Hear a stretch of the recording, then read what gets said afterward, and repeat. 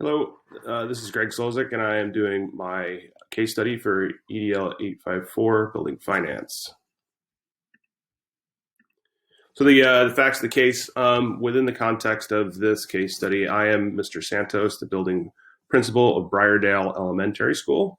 Briardale is a fairly diverse community, which is quite stable and has a supporting community. The teachers there basically have most of them have started their careers there, and most people, there's a lot of stability. They stay on. There's not a lot of turnover. People going to other school districts, et cetera, et cetera. So it seems like this is a fairly supportive, seems fairly conservative community of close knit people. The way in which fundraising happens within the context of Briardale Elementary is that there's a foundation which has a lead teacher, but also has a president, which comes from the community. Briardale itself has 600 students, and it's one of several elementary schools within the greater community. So there is some competition to be able to get extra funds for activities which are kind of outside the normal curricular purview.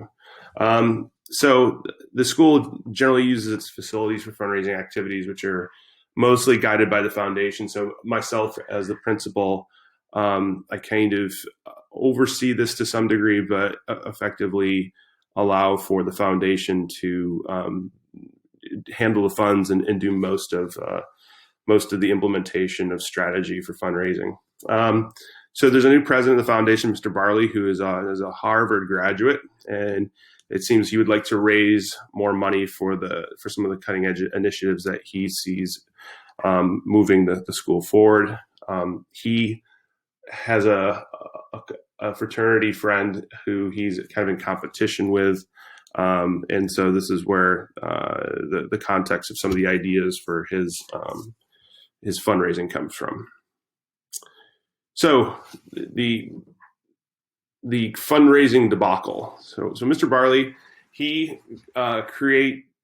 creates a raffle for cash event, which generated approximately 100,000 US dollars in revenue. At this event, Mr. Barley was actually arrested by the sheriff, and he was issued a misdemeanor. And it was very open and public. He was tipped off by a community member who must have saw that what was happening was either against local or state law. So this was a very public event. So much so that it was in the newspaper the next day. And so for me, as the building principal, it was quite an embarrassment, and it's something that I'm going to have to address immediately. So what ethical implications are there?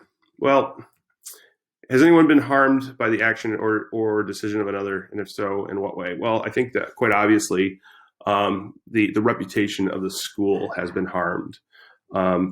It doesn't seem as though there has been any fleecing of money or anything that would warrant kind of a deep malicious intent. But for certain, having the president of a foundation that's affiliated with the school arrested in such a public fashion, obviously there's going to be some question marks, and so possibly the school's reputation. Does this action or situation contravene an existing law? Again, I'm overseas, and so I'm not really within the orbit of local law in Kansas. I used to teach in New York State, but that was about 20 years ago. I would tend to believe that there probably are maximums under which you can generate revenue before it would come under tax liabilities, or it might be even that if you exceed some maximum threshold, that you obviously have broken the law. So, was there a breach of contract? Were the actions discriminatory or constituted harassment? No. I think that at the end of the day, what this was probably an over adventurous new incoming president who didn't really fully understand the law and the implications of breaking it. So, to synthesize into a single sentence, I think Mr. Barley didn't do the correct amount of research on local or state law prior to the event and made a very embarrassing mistake. And I think that's important to emphasize this. It doesn't seem like there is really willful, malicious intent. It seems as though Mr. Barley really just got overly excited and ambitious and didn't take into account that he could possibly be breaking the law. So, options and possible consequences. Well, the easiest one would probably be just to ignore the event and hope that it goes away. I think that doing this could be kind of risky. It could be seen as a non-transparent way of kind of dealing with something that was like very, very public. And so I would think that would not be the best option. Could release a press statement acknowledging a mistake had been made and make an apology publicly. And you could do this obviously through a wide array of different mediums, through whether it be like your traditional local newspaper or through the local news station. You could also do it obviously via social media. I think that probably this is something that I would want to incorporate into some sort of way to deal with this. You could interview Mr. Barley and any other persons who are directly involved in the process to learn more about how things went awry and determine the new processes to implement to avoid this in the future. I think obviously that's something that should be done. All stops, so that we can learn from the event and make sure that it doesn't happen again. And last option, you remove or fire Mr. Barley. I think that is kind of the nuclear option, and I wouldn't necessarily think that would be the most ethical route to go down. So I'm implementing your decision. So I think that you want to kind of go at a measured pace on this. I think that it's important first and foremost to determine the extent to which this was a mistake, and interview all the parties involved and gather the correct amount of data.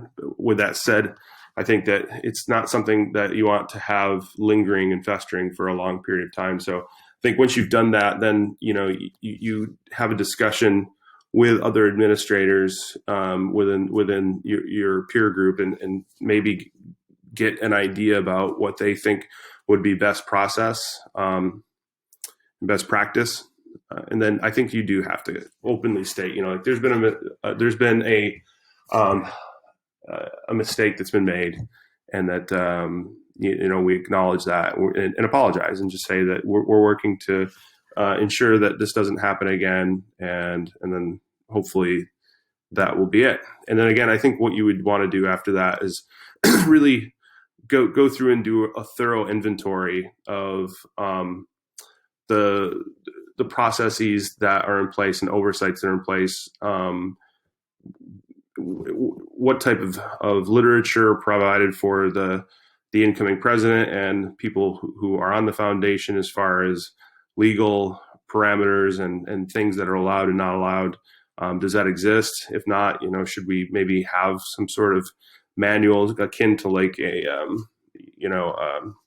teacher handbook or something like that, so that way they at least have something to go to before they make another mistake in the similar vein.